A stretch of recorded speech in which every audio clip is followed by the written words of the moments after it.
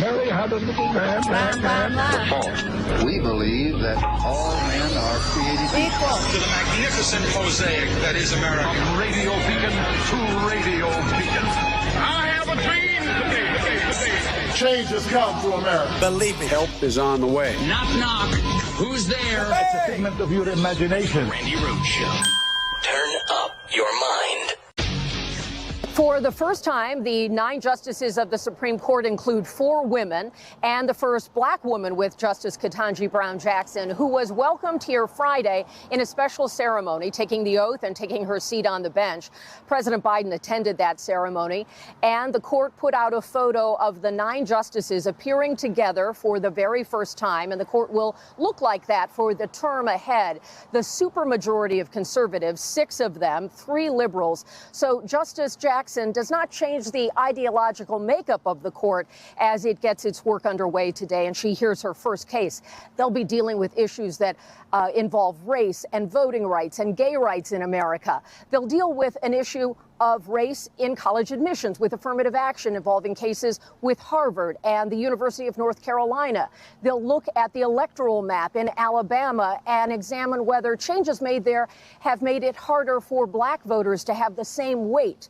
They'll also look at a case in Colorado where a web designer does not want to provide creative services for gay weddings, citing freedom of speech. So it gives you a sense of how these cases really reflect a lot of American life and will also affect the culture wars in our country. Oh, my God. All right, everybody, get ready for a lot of 6-3s, because the Supreme Court is back in black. Yeah. This is scarier than actually having a court date, I think. I would rather be called to court than I would, sit through this particular session of our United States Supreme Court. So today they're hearing a case, just so you understand, what it is that they are going to undo in this country. So today they're hearing a case about clean water. Now, you would think, yeah.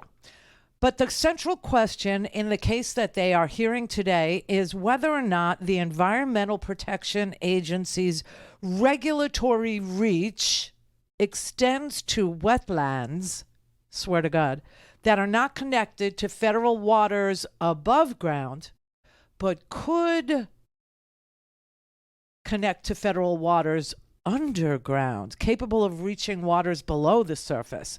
So, if the 6-3, Republican view prevails, what are the chances?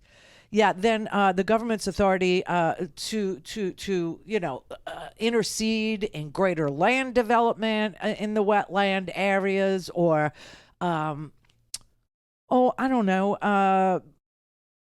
allow businesses to discharge even more pollutants into those wetlands.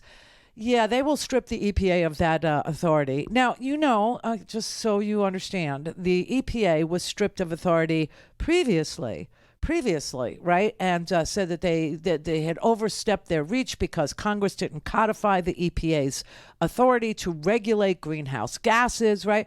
And so you know what happened, right? Of course you do. So what happened was when Biden and the Democratic Congress were able to, they passed legislation that they codified, as we like to say. They gave the EPA that authority in legislation. They actually passed a piece of legislation that stated that the EPA can regulate greenhouse gas emissions. And so the Supreme Court had to, walk away. So you understand that there is an opportunity, as well as, for clean water, there's an opportunity to codify Roe into law, to protect same-sex marriage, codify that into law, right? And so this is why they're after the Voting Rights Act. So here's what the Supreme Court today, they're going to do a major environmental piece of legislation. They are legislating from the bench. Whatever happened to no legislation from the bench? What about judicial activism? Yeah, well, now it's okay because it's in their favor. And by them, I mean it's Republican. There used to be a time when you couldn't predict what the Supreme Court was going to do. Now you can. Yeah. So when the Supreme Court sides with Republicans, it's going to actually undo a whole bunch of stuff that we think was done. So today is the environmental. Tomorrow is the voting rights. Tomorrow is the gerrymandering case out of Alabama. This case came because the GOP in Alabama, the Alabama Republicans, which is Alabama, they asked the justices to stop and block a lower court ruling that said that Alabama's districts were drawn in such a way that they were diluting the African American vote. That 27% of the state in Alabama is black, and yet only one of the 7 House seats, or 14% of Alabamians, have their wishes actually represented. And so the gerrymandering of the maps in Alabama has caused African Americans to be diluted into other districts so that they can't have 27% of their legislative representation be what they choose for themselves. No, instead they only get 14% of their representation because of the way the maps are gerrymandered. That's tomorrow's case. Then as we move into the session, we're going to hear a case of a Colorado web designer. She's a web designer. She doesn't want to serve LGBT customers. She doesn't want to make her services available for same-sex weddings. You can't do fabulous? Is that your problem? And so you take it out on everybody else? I mean, what? You can't come up with a really great playlist? What is your issue? What is your thing? You don't know where to find one unbelievably beautiful cake? I don't know. And then after that, we're going to have another race-based case on affirmative action, whether or not we still need, affirmative action, which is just one factor, as you know, in the admissions process. It's just one factor that can be looked at when, Harvard or the University of North Carolina, which are the two plaintiffs that don't want affirmative action anymore. They don't even want any factors that would, allow for somebody to say, hey, I have this going against me my whole life, and still I'm applying to Harvard because I deserve to be at Harvard. So please give me 1 point for overcoming this. So that's also. But then after that, we're going to have the real big voting rights case, okay? This one has to do with something I've been telling you about, the independent legislature theory that says, hey, the states can choose the manner in which the electors are selected. And so if the state legislatures don't believe that you should even vote in federal elections, that you shouldn't even vote in presidentials, that they're going to pick the slate of electors for you, and the Supreme Court says, yeah, that could happen under our Constitution, then you don't get to vote for president anymore in those states where the legislature has decided that they're not interested in what you have to say. They're going to select the electors themselves. So really what you need to do today is have a glass of clean water, order a gay-themed wedding cake, and vote. Vote, vote, vote while you still can. This is where we are today. This is where we are. And this Supreme Court is going to do these things simply because it can. Not because it's the will of the American people, not because this seems to be the direction America wants to go in. No, they're doing it because they are an arm of the Republican Party who purchased them. Literally pay. Oh, and that's another thing. Money in politics. Yeah, expect that. And guns, that's another one.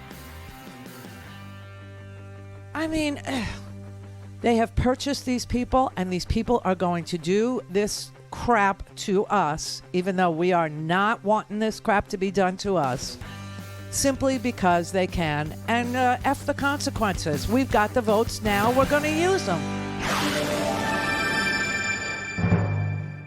Clear. All things Randi at RandiRhodes.com. Go for launch. Speaking truth to power, the Randi Rhodes Show. when the internet stops. Oh my God. Oh, it's so true. Yeah, and so expect the Supreme Court to weigh in on, whether or not they can develop even more, and pollute even more, wetlands, and I cannot believe this is what they paid for, though. This is exactly what the Republican Party paid for. They paid for shills, and they got them. And now we're in this scary as F position. I mean, just prepare, everybody. Just prepare. And one of the things that you can do is literally vote. I mean, the Senate is going. The reason why the Supreme Court is so unpopular, and it has like a 25% approval rating. You understand? The reason why the Supreme Court is down in the ditch on, with the American people is because around 2016, when Antonin Scalia bid it, okay, when he was turned into some fossil fuel or will be, they had an open Supreme Court seat.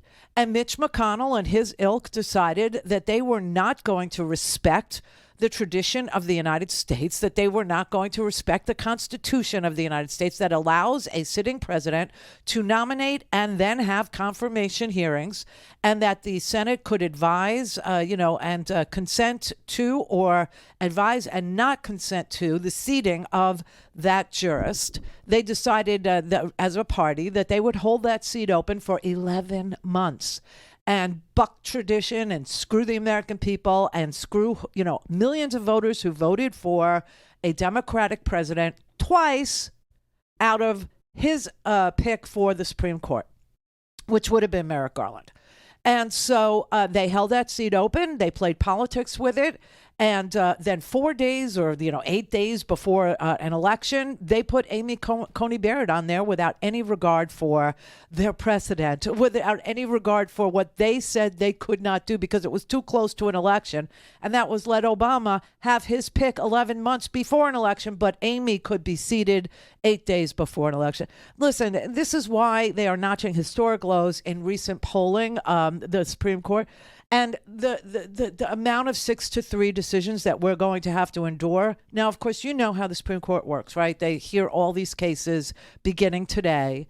And then they take their sweet ass time to write their opinions. And we won't get their opinions until June of next year, right? And then starting in June of next year, everybody's going to be sitting there scratching their head and other various body parts going, what do you mean we can't vote? What do you mean the state legislature has the ability to appoint the electors? And what do you mean they're calling off the presidential election? And I'm going to laugh because we can see it from here. I can see it coming from here. I can see gerrymandering becoming not a thing anymore. I could see discrimination against LGBT people in this country being a thing again. I could see, polluting just, back to prior to EPA.